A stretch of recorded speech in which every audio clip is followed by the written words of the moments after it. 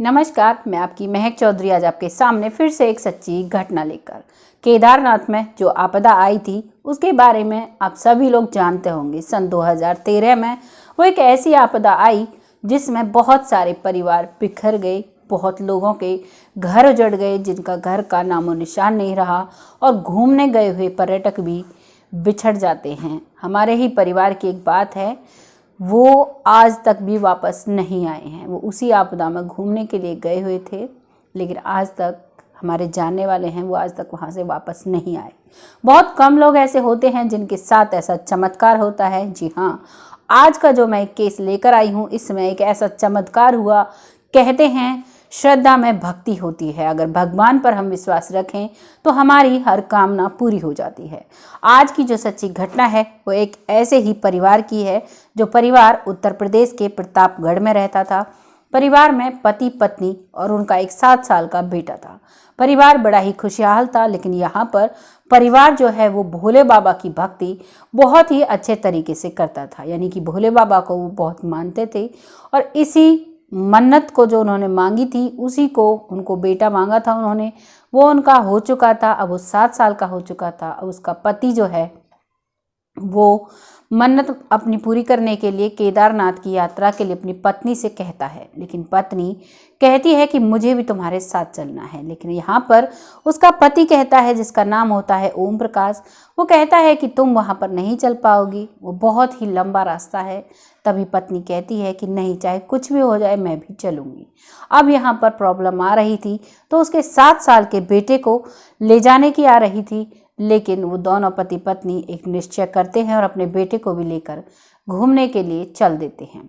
वहाँ से वो निकले और जो 2013 में वो केदारनाथ शिव दर्शन के लिए जा रहे थे, चले जाते हैं घर से वाया ट्रेन वाया बस, पहुँच जाते हैं केदारनाथ पर और वहाँ पर भगवान जी के दर्शन करने से पहले एक धर्मशाला लेते हैं। वहाँ पर धर्मशाला में अपने बेटे को, क्योंकि उन्होंने काफ़ी लंबा सफ़र पैदल तय किया था, अब वो अपने बेटे को वहाँ पर सुला देते हैं और जब उनका बेटा सो जाता है तो उसको वहीं छोड़कर वो बाहर टहलने के लिए निकल जाते हैं, बाहर के नज़ारे देखने के लिए निकल जाते हैं।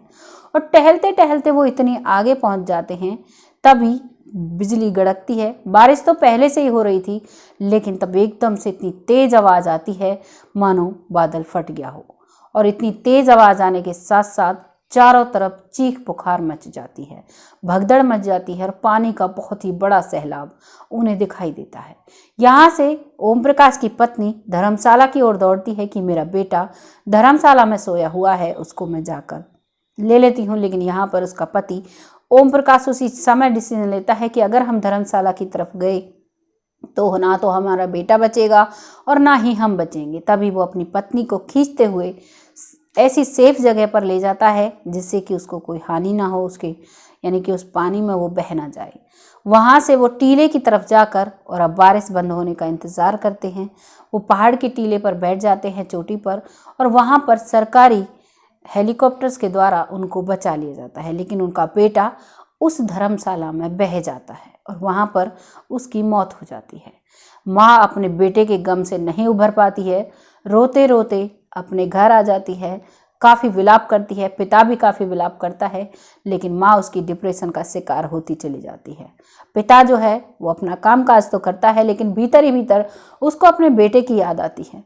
कुछ समय निकलता है, धीरे धीरे ऐसे ही डिप्रेशन का जब शिकार होती है तो इसी दौरान 10 साल करीबन निकल जाते हैं। और जब 10 साल का समय निकलता है तो एक दिन उनके वहाँ पर एक साधु आता है।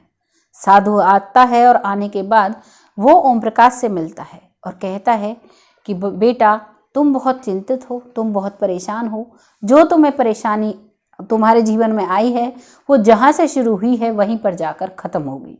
इस बात को सुनकर वो हैरान होता है और अपनी पत्नी से भी साधु बाबा को मिलाता है और उससे भी वो यही कहता है कि बेटा तू ठीक हो जाएगी, तो एक बार केदारनाथ के दर्शन के लिए फिर से जा। और अब वो दोनों भगवान की, उस जो बाबा है उनकी बात सुनकर भगवान के दर्शन के लिए चल देते हैं। दर्शन करने के लिए जब वो जाते हैं तो वहीं जो धर्मशाला थी उसी जगह पर वो पहुंचकर अब उसका जो पति है वो कुछ सामान लेने के लिए ओम प्रकाश जाता है और वो महिला वहीं पर बैठ जाती है, सड़क के किनारे बैठी हुई थी। तभी वहाँ पर एक बच्चा आता है जो करीबन 7 साल का होता है और वो 7 साल का बच्चा आकर उस महिला को आकर माँ बोलता है।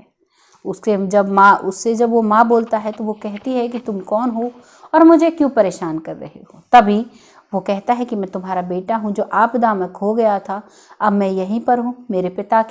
मेरी सन 2013 में ही जन्म हुआ था और मेरे जो अब एक महाराज जी हैं जो मुझे पालते पनोसते हैं, क्योंकि जब मेरा जन्म हुआ मेरे पिता का एक्सीडेंट उसी दौरान हो गया था और मैं जिस संसार में अकेला हूँ। बाबा बताते हैं कि तुम ही मेरे माता पिता हो। इस बात को सुनकर महिला अब घबरा जाती है कि कहीं ये मेरा ही तो बेटा नहीं।